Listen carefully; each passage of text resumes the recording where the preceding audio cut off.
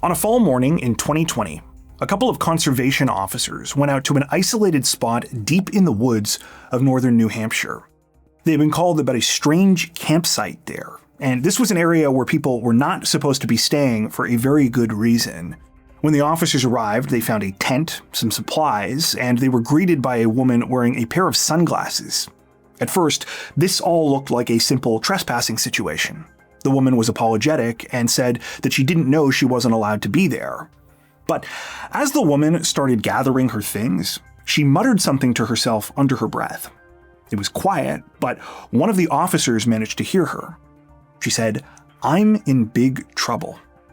Well, that would turn out to be a massive understatement, because not only was there much more to this campsite than it initially seemed, it held the answers to a disturbing mystery that was being investigated at that moment, all the way on the other side of the state. That mystery, and exactly what was going on at that campsite, is what today's case is about. As always, my name is Nigel, I run this channel with my good friend Luke, and welcome back to Crime Zone. A reminder, if you do find today's video interesting and informative, be sure to like and subscribe for more true crime stories told with a mysterious and suspenseful vibe. With that out of the way, let's dive in.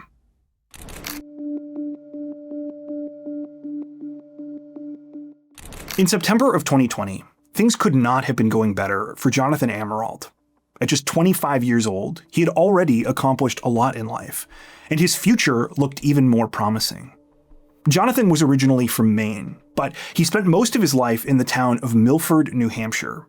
From the sounds of it, growing up, it was the quintessential New England experience. Milford is one of those classic East Coast American towns, known for its historic feel and its natural beauty. And it was largely because of that Jonathan developed a lifelong love of the outdoors. Essentially, if there was an activity you could do outside, Jonathan was out there doing it. He enjoyed skiing, ATV riding, snowmobiling, mountain climbing, but more than anything, he loved to hike. By the age of 25, Jonathan had hiked all but one of the 100 highest peaks in New England. He'd also hiked and climbed 66 out of the 67 well-known mountains in the area, including all 48 in the state of New Hampshire. He filled his social media with pictures and videos documenting his adventures, as well as the people he'd shared them with. Sharing these experiences was always a big part of whatever Jonathan did. Whenever there was an opportunity to join a club or a group based around his interests, he usually did it. And he often used these opportunities to be helpful and to give back to those same communities. For example, when he was younger, Jonathan was a member of the Sauhegan Valley Boys and Girls Club. Later on, in high school, he returned to volunteer with the organization. In fact, during his time there, he was awarded twice with Volunteer Service Awards by Presidents Bush and Obama. So yeah, a lot of Jonathan's life revolved around these passions, but they were far from his only interests. From an early age, he was very inquisitive and really had this hunger for understanding how things worked. So it was not a surprise to anyone when, after finishing high school, Jonathan decided to become an engineer. He ended up specializing in biomedical engineering, and when he graduated from university, he found a good job at a company called Teleflex. Teleflex is a healthcare technology and medical devices company. At this point, Jonathan had been working out of their manufacturing facility in the town of Jaffrey for a few years. A lot of his colleagues really liked and respected him there, and things were going well enough that he had already been able to purchase a house for himself in the nearby city of Keene. This was pretty exciting for Jonathan, and he had just recently gotten settled and finished doing some renovations. Jonathan found his job quite interesting, and it was definitely a bonus for him that the work he was doing had the potential to help people. But lately, there was another reason he'd been looking forward to going into work.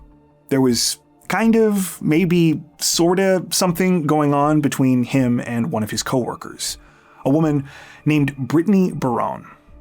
Britany was 31, so a few years older than Jonathan. The two of them had been colleagues for some time now, but it was only a little while ago that they'd really started talking. They had been assigned to the same project at Teleflex, so they were working a lot more closely together. And pretty soon they were talking outside of work as well, primarily through texts and messages on social media. The dynamic of all of this, for the most part, was just light and friendly. I mean, Jonathan and Britany still really didn't know each other that well, But it was one of those situations where, as they continued talking, both of them could kind of sense that there might be something more there. And that was complicated for a few reasons, mainly because Britany was married. Britany had a husband named Armando, and the two of them also had 3 young kids. They lived together in Jaffrey, in sort of a strange, conjoined house with Armando's mother and his stepfather. But Britany hadn't been happy for a long time.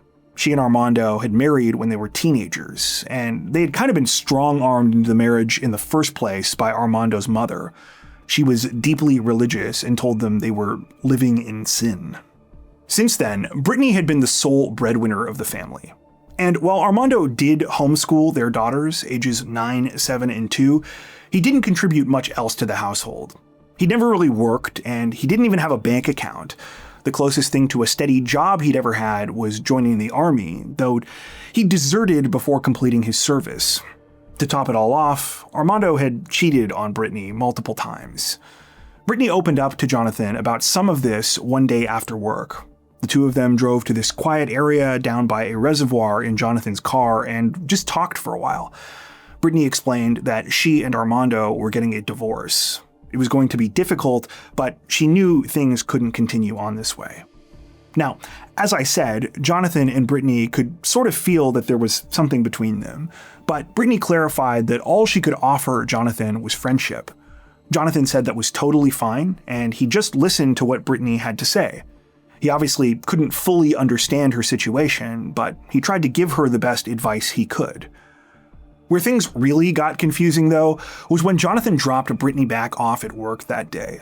Before she could get out of the car, out of nowhere, she leaned over and kissed him. It was very quick, more of a peck than anything, and immediately after, Britany sort of hopped out and ran away. But then 2 days later, she and Jonathan shared another longer kiss while they were hanging out together on their break at work. So yeah, it was all very kind of high school, and Jonathan really didn't know what any of it meant. This was also quite recent.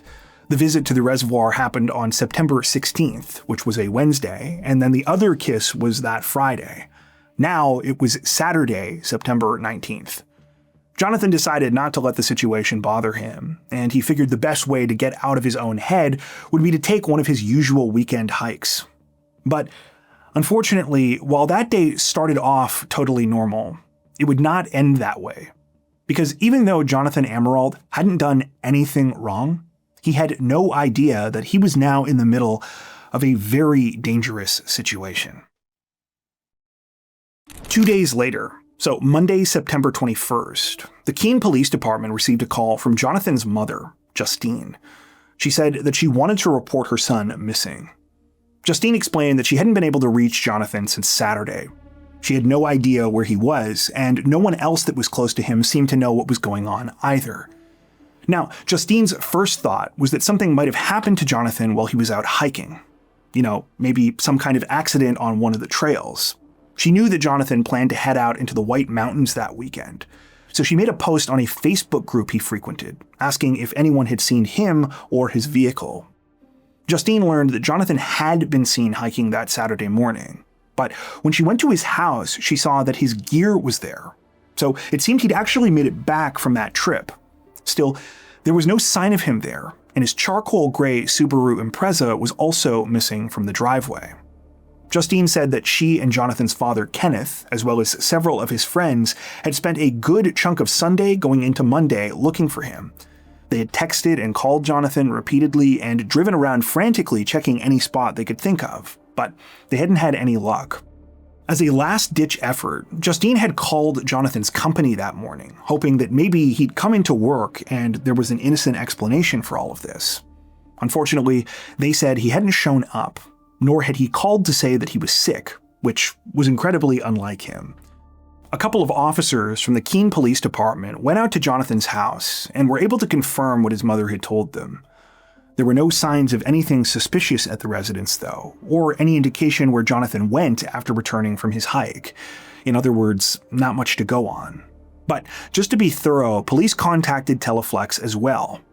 This turned out to be a really good decision, because when they did, they were handed a very valuable piece of information. During the call, a company representative told police that Jonathan wasn't the only person who hadn't shown up for work that day. Strangely, that same morning, they'd received word that another longtime employee wasn't coming in. It was Britany Barron. And actually, she wasn't going to be coming in ever again.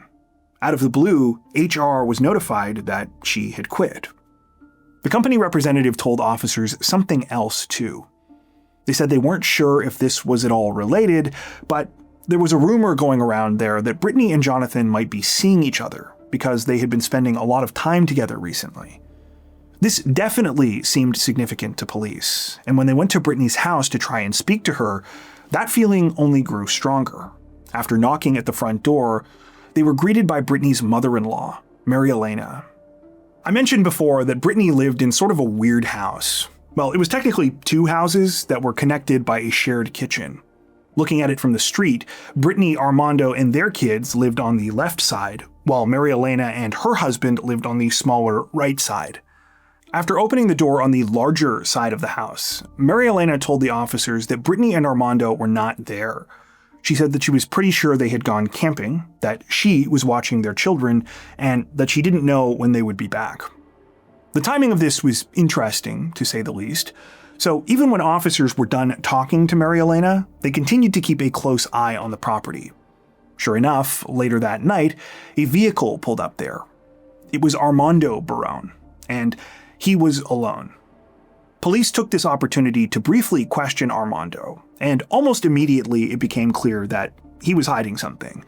He obviously did not want to talk to them, and his answers to their questions were unusual. When asked where his wife was, Armando said he didn't really know. He claimed he hadn't seen her since about 2 a.m. Sunday morning, when he dropped her off at the side of a road about 10 miles away in the town of Temple. He said Britany had told him that she was going camping with friends. So, yeah, as you can imagine, this raised some red flags. Armando didn't seem all that worried about where his wife was, and his whole story about her going camping with friends was not very convincing, especially that part about him leaving her alone on a random road in the middle of the night.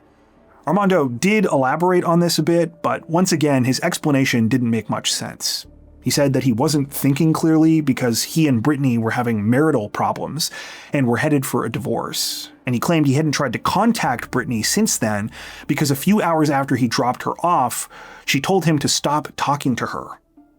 Police grew even more suspicious when they reached out to some of Britany's friends, who shared some equally bizarre texts they had received from her in a group chat. Between Sunday and Monday, Britany messaged them saying she didn't think she was going to be able to see her children anytime soon. She also wrote that she had a new job and she was planning to move to New Mexico to start over and be closer to her sister. Most alarming of all, Britany would not tell any of her friends where she was. Investigators were convinced that they now had a second missing person on their hands. They were concerned for both Jonathan and Britany's safety and believed that these disappearances were connected. It turned out they were about to be proven right, though not in the way that they expected. The following morning, so September 22nd, 2020, two men drove their truck through an isolated part of a township called Atkinson and Gilmanton Academy Grant. The township is in Coos County, which is the northernmost county in New Hampshire. It's also the least populated county in the state. It's in that little area where New Hampshire almost comes to a point. Go any further north and you're in Quebec, and then Vermont and Maine are also right there on either side. Anyway, the two men were part of a group of hunters, and they had driven out to this specific location that morning because they wanted to check on something. For the last couple days, there had been this spot where someone had illegally set up a campsite. It wasn't really the illegality that bothered the men, though. You see, the reason they were there was bear baiting. They were trying to attract bears to the area for hunting. So, not a place you would want to be casually hanging out. The hunters arrived at the spot around 8 a.m., and when they did, they could see that the campsite was still there and a tent was set up. So they blew their horn to try and see if they could get someone's attention. A few seconds later, a woman came out of the tent. She was wearing sunglasses and she had a small dog with her. The hunters told the woman, "We've noticed you've been staying here for a couple of days now, but it is not safe for you to be here. There is a bear bait site like 100 yards away from your camp. You need to pack up your things and go." The woman claimed that she had no idea about any of this, and that this was all an honest mistake. She also assured the men she would leave as soon as possible. But something about this interaction gave the hunters the sense that she wasn't taking them seriously. So a short time later, they went ahead and notified the state fish and game department. Sure enough, when a couple of conservation officers were sent out to investigate, they found that the campsite, the woman, and her dog were all still there. When they asked the woman to identify herself, she told them her name was Britany Barron. Now, it's important to note that at this time, the conservation officers had no idea who Britany was. They didn't know that police in Keene were looking for her, or about the disappearance of Jonathan Amerault. In their minds, this was a trespassing case. However, that started to change when the officers asked Britany to come with them. When they got a closer look at her, particularly with her sunglasses off, they could see that she was in rough shape. She had a bunch of injuries to her face and neck, including 2 black eyes and a chipped tooth. One of her eyes was also completely red from where blood vessels had obviously been ruptured. Though Britany initially claimed she was okay, as she grabbed some of her stuff and started walking back to one of the Fish and Game Department vehicles, she said something to herself under her breath. It was quiet, but loud enough that one of the officers could make it out. She said, "I'm in big trouble." Of course, that was kind of a weird and ominous thing to say, but it wasn't until the officers returned to the campsite a little while later to start breaking things down that they finally started to understand what Britany was talking about. As the officers approached the campsite that second time, they noticed a brown tarp that was covering something pretty large close to Britany's tent. Sticks and branches had been placed over the tarp as well, so it was pretty well camouflaged, and it was clear this had been done in an attempt to conceal whatever was under there. When one of the officers lifted the tarp, they saw that the thing being hidden was a car. Not just any car, though. They would soon learn it was Jonathan Amerault's missing Subaru. So, yeah, safe to say Britany Barron was in big trouble. But unfortunately, investigators still didn't know the half of it. You see, there were plenty more discoveries to make at that campsite, starting with something else that was wrapped in a tarp. After finding Jonathan's car, the New Hampshire Fish and Game officers continued to poke around Britany's campsite. And it wasn't long before something else caught their eye. There were long imprints in some mud over by the vehicle. On closer inspection, they looked like drag marks. The marks continued on out of sight, and when the officers followed them, they were led to a small brook a short distance away. There, lying in the water, was a second, almost identical tarp, tightly wrapped around another object. It was the approximate size and shape of a human body. Well, most of a body anyway, but we'll get to that in a minute. At this point, the Fish and Game officers realized that this was no longer a simple trespassing case. They needed to turn this over to the New Hampshire State Police. As they waited for backup to come out to continue investigating the scene, in the meantime, a couple of detectives from the State Police's Major Crimes Unit sat down with Britany Barron. And the story she told them was absolutely chilling. Britany explained that it all started back on Saturday night, so September 19th. She said she was trying to spend a quiet evening at home with her kids, but it was difficult because lately things had been tense between her and Armando. Exactly a week ago, she had finally told him she wanted a divorce, and he had not reacted to the news well. Actually, that's a complete understatement. When Britany told Armando she wanted out of the marriage, he punched her in the face. This was not a surprise to Britany. She said Armando had been physically abusive towards her throughout their entire marriage. So, in a way, she was used to it. It sounds very messed up, but she almost expected the beating. However, what she did not expect was what happened that night. You see, Britany knew Armando was angry that she was trying to leave him. But what she didn't know was that he had been stewing about the situation for that entire week. Instead of looking at his own behavior, though, he was convinced that his marriage was ending for some other reason, and he was determined to find out what that reason was. While Britany was focused on the kids that night, Armando seized his opportunity. He grabbed her cell phone while she wasn't paying attention and started going through it. Eventually, he came across some messages between Britany and Jonathan on Snapchat. Now, these messages were apparently not anything super suggestive or even really all that intimate, but Armando felt that Britany was being flirty. So immediately after seeing the messages, he pulled her into the bathroom and attacked her. Britany told detectives Armando hit her over and over again in the face and head. He then dragged her onto their bed, where he choked her until she passed out. He also forced a gun into her mouth and threatened to kill her. She said that part of the attack was witnessed by her 9-year-old daughter, but that at some point Armando's mother came in and took her into another room.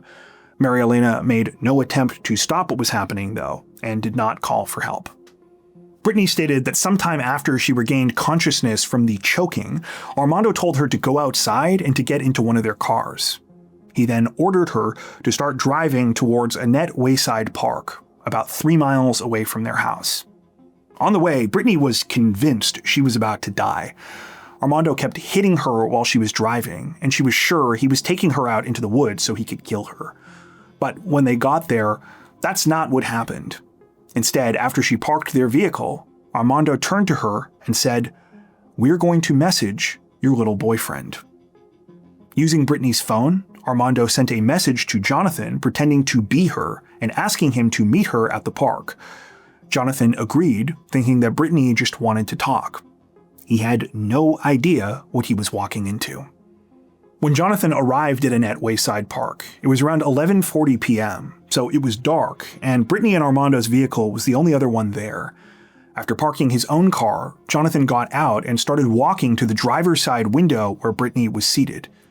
It wasn't until he got close enough that he could see her face, which was totally covered in blood and bruises, that he finally realized something was wrong. But by that point, it was too late. Armando was hiding just out of sight near the back of the vehicle. He was holding a gun in one hand and a machete in the other. Before he could react, Jonathan was ambushed. Armando screamed, "You're trying to my wife?" as he knocked him to the ground. Britany told investigators that what followed was absolutely savage. Armando kicked and stomped on Jonathan again and again, and it all happened so fast that he had no chance of defending himself. The actual attack, though, was not fast. Britany said it went on for ages. And what was worse, Armando began forcing her to help. After pointing his gun at her, Britany said that Armando made her stand on Jonathan's neck so that it was almost impossible for him to breathe. He then handed her a small knife and told her to cut Jonathan's wrists. Britany did as she was instructed. All the while, Armando hacked at Jonathan with the machete. When he was done, he shoved the gun into Britany's hand, pointed it at Jonathan, and tried to make her shoot. As she was doing this, he kept saying, "Kill him, shoot him, do it." Britany refused, but this only made Armando more angry. He forced Jonathan into the trunk of his own car, then told Britany to get in. For a few moments, Britany and Jonathan were in the vehicle alone together, and Britany said it was at this point that Jonathan really began begging for his life. He pleaded with her, just pick up the machete and hit Armando, but Britany said she was too afraid. She told Jonathan, "You don't understand. If I hit him, it's not going to do anything, and then we're both going to die in this car." When Armando got in, it seemed like Jonathan could sense what was about to happen, because once again, he started pleading with both of them. He turned to Armando and said, "I thought you were going to let me live." Armando replied, "I guess that makes us both liars," before shooting Jonathan 3 times.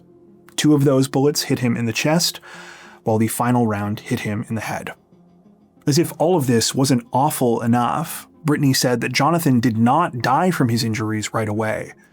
She described the horrific sounds as she drove Jonathan's car away from the park, with him slowly dying in the trunk.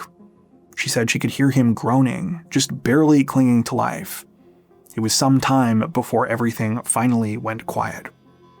So yeah, The details here were completely gut-wrenching, but Britany's confession was still only half over, and what happened next was just as difficult to listen to.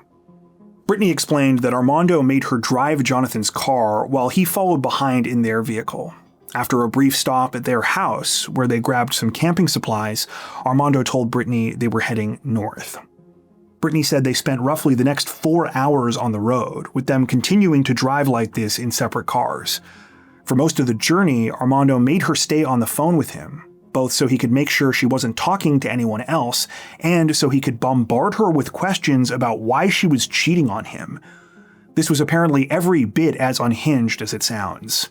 Armando told Britany that when the sun came up, he would forgive her, and that they would continue to be together because he still loved her even after everything she had done.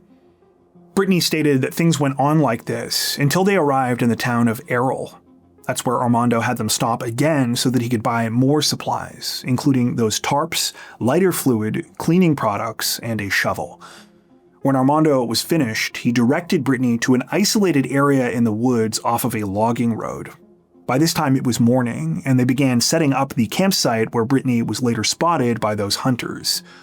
Over the next day, so between Sunday and Monday, Armando and Britany did everything they could to cover up the murder. They cleaned parts of the vehicles, hid Jonathan's car, and burned or destroyed anything they believed could be used to find Jonathan or link them to the killing. Initially, Britany said that Armando planned to start texting some of Jonathan's loved ones from his phone to make it seem like he was still alive and okay. But on Monday morning, Mary Elena contacted him and told him that the police were already looking for Jonathan and also wanted to speak to Britany. So Armando smashed Jonathan's phone on a rock and had Britany throw the pieces out a window while they drove around. The most chilling part was still yet to come, though. Britany explained that when they got back to the campsite, Armando told her it wasn't enough to simply bury Jonathan's body. He didn't want police being able to identify the remains if someone stumbled across them. That's when he handed Britany a hacksaw and ordered her to remove Jonathan's head. Once again, she did as she was told. Later that day, which again was the same day Jonathan was officially reported missing, Armando left Britany at the campsite, though not before giving her a laundry list of tasks to do. He was going to go back to their house to look after their kids, and in the meantime, it was her responsibility to continue with the cover-up. He said he would come back on Friday and threatened that she better be done with everything he told her to do by then. He also told her to send those texts to her friends and people close to her saying that she was going to be moving to New Mexico. After telling police this long and totally horrifying story, Britany agreed to accompany detectives back to the campsite. There, she showed them all of the evidence she had mentioned in her confession. Despite everything she and Armando had done to hide their actions, a staggering amount of evidence remained intact. There was blood in numerous places, including Jonathan's car. All of the murder weapons used in the crime were recovered, and so were several of Jonathan's belongings. Britany was even able to take police to the spot where they had discarded the broken pieces of Jonathan's cell phone. Sadly, this meant that the details Britany shared with investigators about what she and Armando did with Jonathan's remains were also true. Most of his body was wrapped in that tarp police found down by the brook, but his head had to be recovered from a small, separate grave where Britany had buried it. Following Britany's confession, New Hampshire State Police contacted Armando again and said that they needed to have another conversation with him about his wife's disappearance. Now, obviously, Armando did not know that Britany was actually in custody, or that Jonathan's remains had been found. So he continued to pretend like he had no idea what was going on. He said he was confused why so many people were searching for Britany just because she hadn't gone into work and hadn't been seen in a couple of days. He claimed it shouldn't be such a big deal because he had been fired after not showing up for plenty of jobs in his life and no one came looking for him, which is extra rich because, as I told you before, Armando had never really worked. Armando continued to play games when he was asked to come down to his local police station. First, he said he didn't want to, and then he made up a bunch of excuses as to why he couldn't. Eventually, he agreed to meet police at a specific place and time to speak with them. only to promptly load up his stepfather's truck and start driving in the opposite direction of that location. Fortunately, investigators knew this because by this time they had obtained a warrant for Armando's cell phone data. With this and a well-timed alert to neighboring police departments, they were able to find him.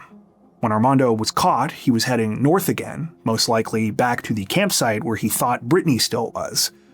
Disturbingly, at the time of his arrest, Armando was carrying soil, a large metal frame, and several bags of quick-drying concrete, all of which he had purchased at a local Home Depot. As I'm sure you can understand, when news of the arrests were announced and details about Jonathan Amerault's murder started to be released, his friends and family were completely heartbroken. Jonathan was in the prime of his life, and he had so much going for him.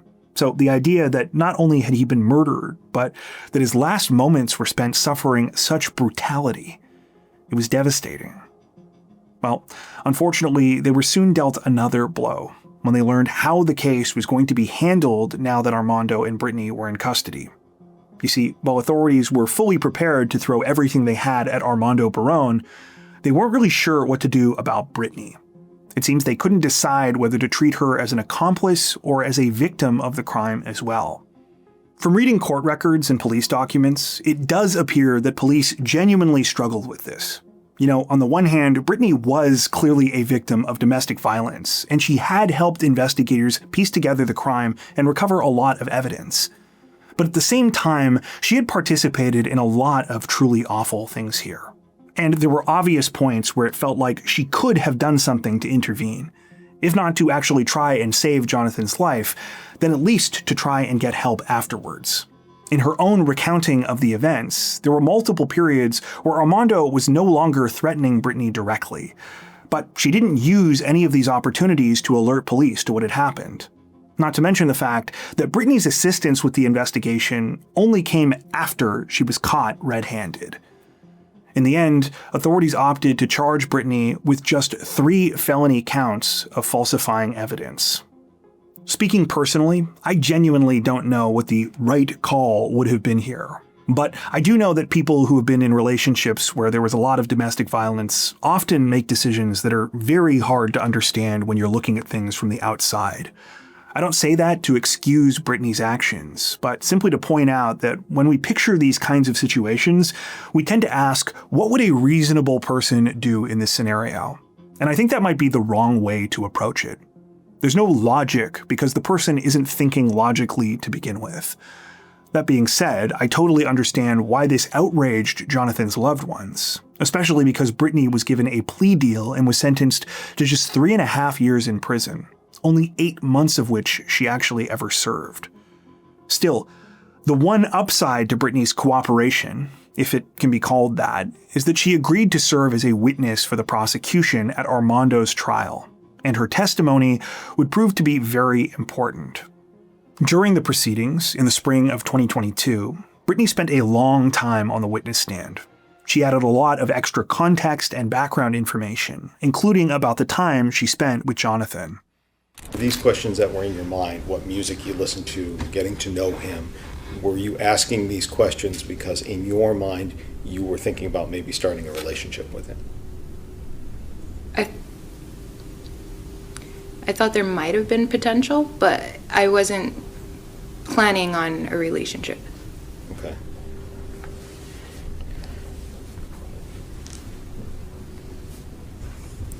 Did you tell him that you were, at the time that you had asked for a divorce from Armando before you met him? Met with him and went out to McDowell Park? I did. So he knew that? Yes. Okay. Did you state to him that you felt like you needed to get to know him first? Yes. What was so special about Jonathan? He was very kind. He was very sweet. Like, he was really funny. And, like, he didn't show that on the floor because he was in professional mode, but he was really funny. How was he different when you were in person with him here at the park? When you say he's in professional mode? Yeah, like, he doesn't really joke around and he doesn't really talk very much if it's not about work. And, like, seeing his personality outside of work, I was like, man, you're really cool. You're a really cool guy. Let me go back to my other question. Was there any kind of physical interaction between you and Jonathan at the end of that trip to the park? Yes, I kissed him. Where were you guys when you kissed him? Right outside the door. Right outside the employee door there?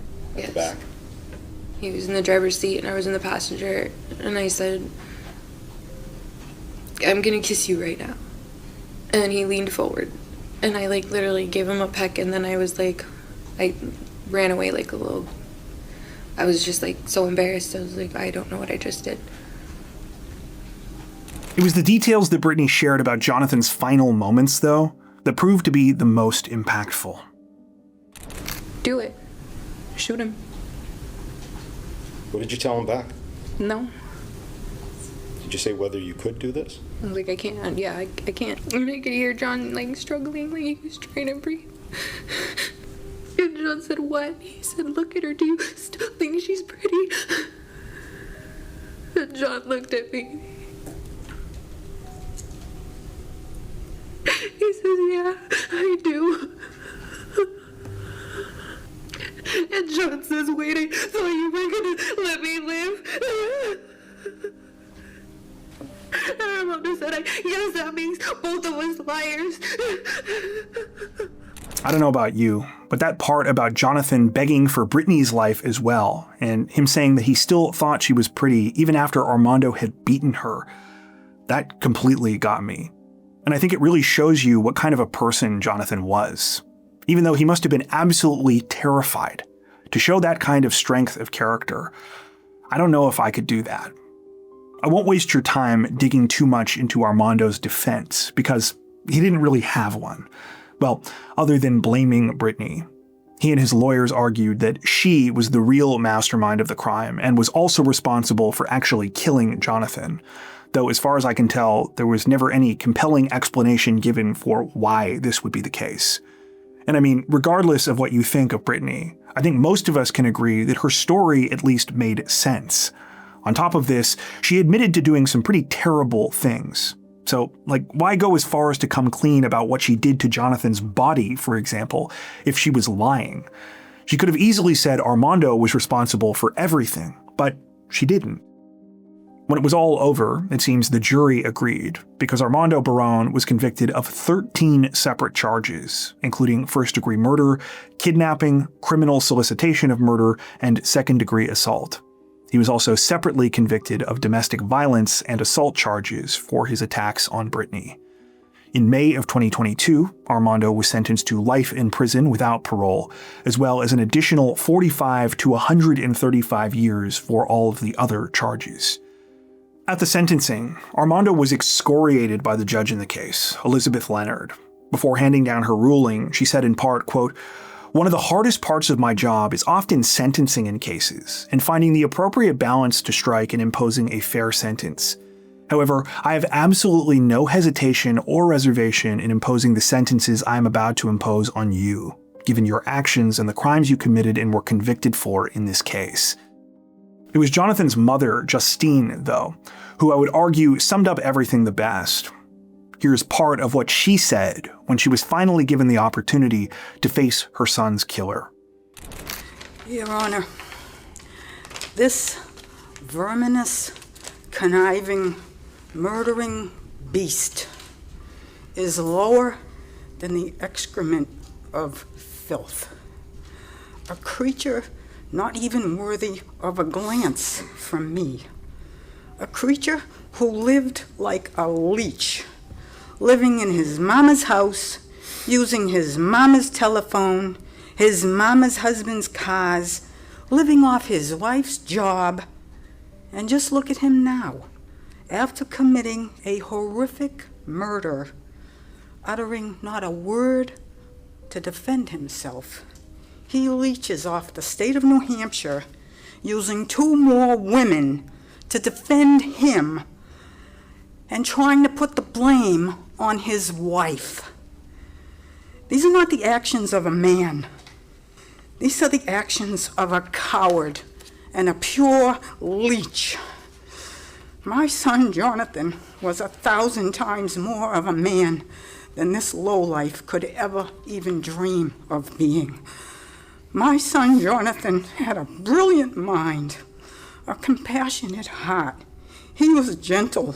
He was devoted to his profession and was dedicated to doing work that would improve the lives of others. Jonathan was surrounded by hundreds of good and wholesome people, friends, family, classmates, professors, co-workers, all who loved him, respected him, and cherished him. The loss of Jonathan to this world is incredibly sad, but the saddest part of all is that in spite of him being surrounded by so many wonderful people, this evil creature just slithered right through us all and took him from us. And the last hours of Jonathan's beautiful life were in the company of this ugly, hideous, demented creature. Jonathan did not deserve to die, and he certainly didn't deserve to die in the company of this evil, hideous, demented creature. Jonathan had the most beautiful inner light. People recognize that in him. And they say that evil is attracted to people like Jonathan who have a beautiful inner light. And it's not so that evil can admire that beautiful light. Rather, evil seeks to destroy it. Evil recognized Jonathan's inner light, and evil tried to extinguish it. But there are some who bring a light so great to those around them that even after they have gone, the light remains. Rest in peace, Jonathan. Your light will never be extinguished. Your light remains with us. Armando Barron appealed his sentence, but recently, in April of 2025, it was upheld. He is currently incarcerated at the New Hampshire State Prison for Men in the city of Concord.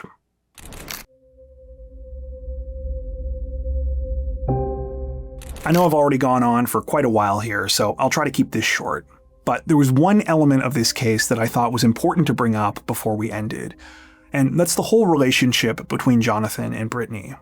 A lot of sources we came across in our research and in other videos on this topic really played up the whole cheating element of this case. And after really looking into this thoroughly, it seems like this tends to get quite exaggerated. That's why we've tried to be really careful about how we describe the situation throughout this video.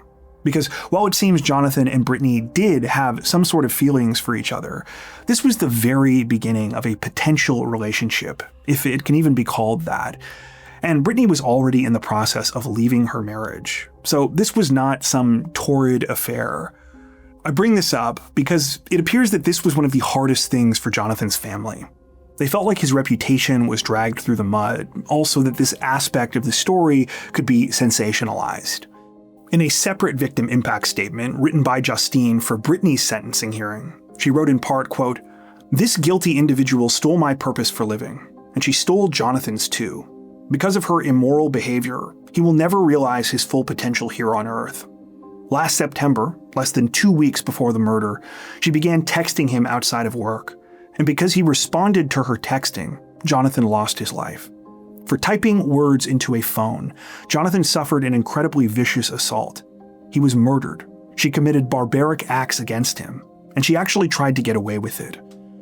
And for the media to keep reminding us, our family and friends, of the horrific crimes she committed against our Jonathan every single time the case was mentioned is despicable, so painful, so unnecessary, so undeserved.